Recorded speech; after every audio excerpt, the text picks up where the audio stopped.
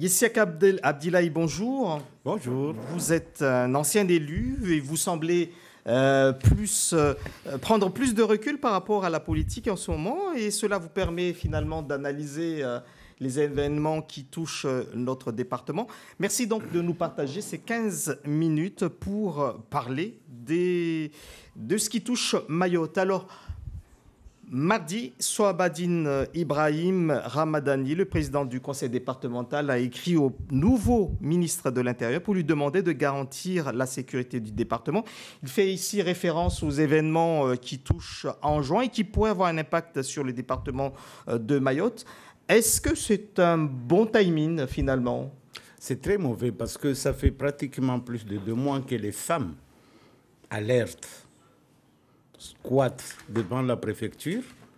C'était un signe. Et c'était à ce moment-là que le président devait réagir. Il réagit aujourd'hui, pris sûrement par les événements enjoignés.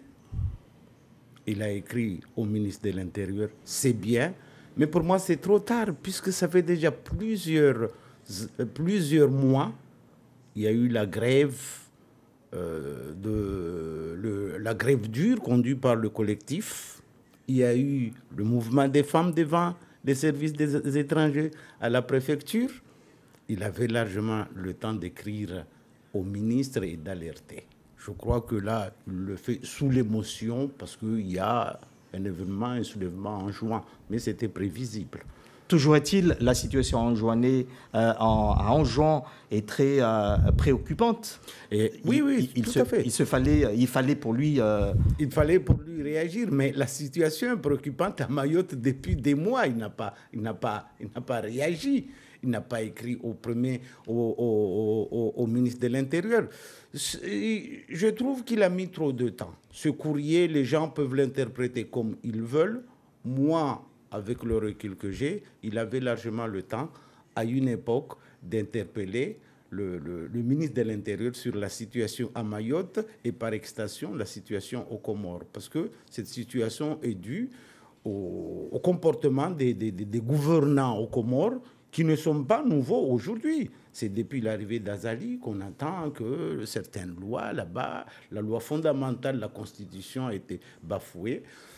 Et je crois que ce comportement des gouvernants comoriens nous conduisait inexorablement vers la situation qui est la situation en juin aujourd'hui. Donc le président devait alerter depuis le début. Alors, les réseaux sociaux parlent beaucoup de ce qui se passe à Anjouan et parlent aussi beaucoup d'un événement qui a eu lieu hier. C'est l'interpellation de Hampa. Il est très connu, en tout cas, pour participer aux actions menées par le collectif, mais c'est aussi un déficient mental, donc qui a été interpellé assez rudement par la police. Ça a choqué les réseaux sociaux. Est-ce qu'il y a une maladresse de la part des forces de l'ordre ? Non, parce que les forces de l'ordre, visiblement, la mission première, c'était de sécuriser les frontières. Au lieu d'aller contrôler nos frontières, surveiller l'entrée des Kwassa-Kwassa, on me parle de 12, je n'ai pas les chiffres, je ne peux pas les justifier. On me parle de 12 Kwassa-Kwassa depuis ces dernières 48 heures. Ils n'ont pas surveillé nos frontières. Ce qu'ils sont semblés, c'est d'arrêter une malheureuse personne déficiente mentale. Ça veut dire aussi qu'ils ne connaissent pas la population dont ils ont la sécurité derrière. Parce que s'ils avaient une moindre information, s'ils s'étaient au moins renseignés pour connaître les gens qu'ils avaient en face, ça c'est le b.a.-ba en matière de maintien de l'ordre. On doit connaître le public qui est en face. Hampa ne serait pas... Ils ont démontré, la France a démontré toute sa force devant le plus faible d'entre nous. Et les autres, entre la mission principale qui est la surveillance de nos côtes, de nos frontières, n'est pas assurée. On se donne des moyens pour arrêter, pour interpeller Hampa au détriment du contrôle de nos frontières. Certains ont fait même le parallèle entre l'interpellation à une époque du président Bamana qui était dans son champ, qu'on a pris pour un clandestin. Oui, bien sûr, c'est tout trouvé. Je pense que là, ça montre quand même qu'on se fout de nos gueules. On se fout de nos gueules au lieu d'aller surveiller au moment même où la situation en jouant peut entraîner une arrivée massive de clandestins.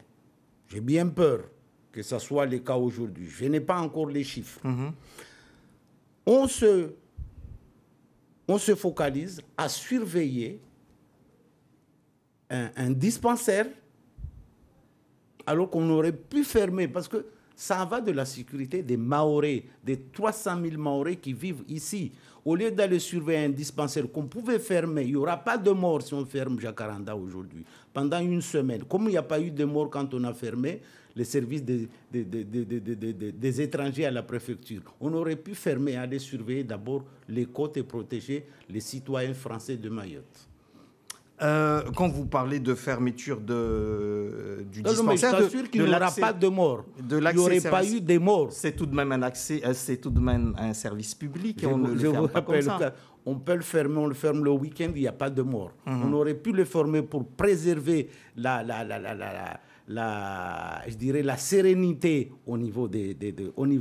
à l'intérieur de l'île et redéployer ses forces pour surveiller. Alors ce n'est pas ce que disent la CIMAD des Médecins du Monde qui eux s'insurgent suite à la fermeture de Jacaranda. Ils disent ceci: il est intolérable qu'une poignée de personnes puisse empêcher le fonctionnement des services de l'État, particulièrement ceux participant à l'accès aux soins. Hier, le collectif... En fait, ce qui est insupportable, c'est d'attendre ces propos venus de la CIMAD et de Médecins sans frontières. Je ne sais pas quelle association. Moi, je leur propose d'aller tenir les mêmes propos en juin en Grande Comore et à Mouéli, pour protéger d'abord les populations là-bas, d'abord ne pas se faire tirer comme des lapins, et puis les empêcher de prendre le bras de mer qui est sujet n'est pas prendre le bras de mer à bord de Kwassa, où ils sont probablement, pour certains, vont probablement mourir. Je crois que la CIMA des Médecins sans frontières ont l'occasion de se taire. Et s'ils ont des actions à mener, c'est d'aller en jouant en ce moment. Les Anjouanais ont besoin de voix qui portent. Je conseille à la CIMAD, aux Médecins sans frontières, de prendre les Kwassa aujourd'hui et d'aller en juin défendre les populations anjouanaises. Alors, le collectif des citoyens de Mayotte a eu une conférence de presse hier et avait sorti des mots très durs à l'encontre justement de ces deux associations qu'ils considèrent comme associations maorophobes. Est-ce que vous êtes d'accord sur ces mots Je ne suis pas d'accord sur ces mots, mais vous conviendrez avec moi que souvent ces associations interviennent dans des zones calmes, dans des zones de paix. Ils ne vont jamais dans les zones où il y a des conflits, là où la population a plus besoin d'être aidée. Ils se réfugient à Mayotte, ils tiennent des propos comme ça, qui divisent les populations. Ils tiennent des propos qui fâchent, notamment les organisations, l'intersyndicale. Moi, je les conseille aujourd'hui d'aller à Moroni, tenir ce même discours. Et on verra s'ils remettront leurs pieds dehors. Mais ne profitons pas de la démocratie, de la possibilité qu'il y a dans une zone de paix, en tout cas, je l'appelle comme ça, Mayotte, de tenir des propos comme ça. Et ça finit en accusation, comme ça, maorophobe ou je n'en sais rien. Ce n'est pas dans l'intérêt de notre île. S'ils ont des actions à mener, et je le conseille vivement, c'est d'aller en jouant en ce moment parce que la population, notamment à Médina, à Mutsamoulou, a besoin d'aide. Le dialogue entre le préfet et le collectif semble rompu. En tout cas, hier, lors de la conférence de presse qu'a tenue le collectif, il y a aussi des mots durs à l'encontre de la politique menée ici par l'État. Mais finalement, si ce qui se passe à Anjouan s'aggrave, le collectif risque d'avoir raison, non ? Le collectif a toujours eu raison. Depuis 3-6 mois derrière nous, le collectif avait eu raison. Alors, moi, je voudrais sans répondre sur cette question, je m'en excuserai auprès de nos auditeurs, je voudrais d'abord attirer l'attention. Le combat Mayotte français, les femmes qu'on voit à côté, ce n'est pas un combat qui est terminé. Ce n'est pas un combat anodin. Les gens se sont battus pour une Mayotte française, plus de liberté. Et ça, je crois que la France l'avait compris. Il faut changer maintenant. Ce n'est pas parce qu'on est département français d'outre-mer que le combat est terminé. Le Mahorais ne se sent pas en sécurité chez lui. Alors que le combat de départ était être français pour être libre. Le Mahorais a le sentiment de ne plus être libre chez lui. Et c'est la vérité. Le deuxième message que les mamans nous ont lancé, c'est la régularisation à l'échelle industrielle. On a beaucoup de ressortissants comoriens ou étrangers qui arrivent, se font expulser, qui reviennent à Mayotte. Plus tard, on le verra régularisé. C'est du jamais vu.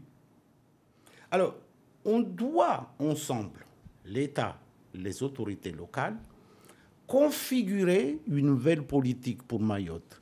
Parce qu'on utilise des outils des années 80 pour une situation de 2000.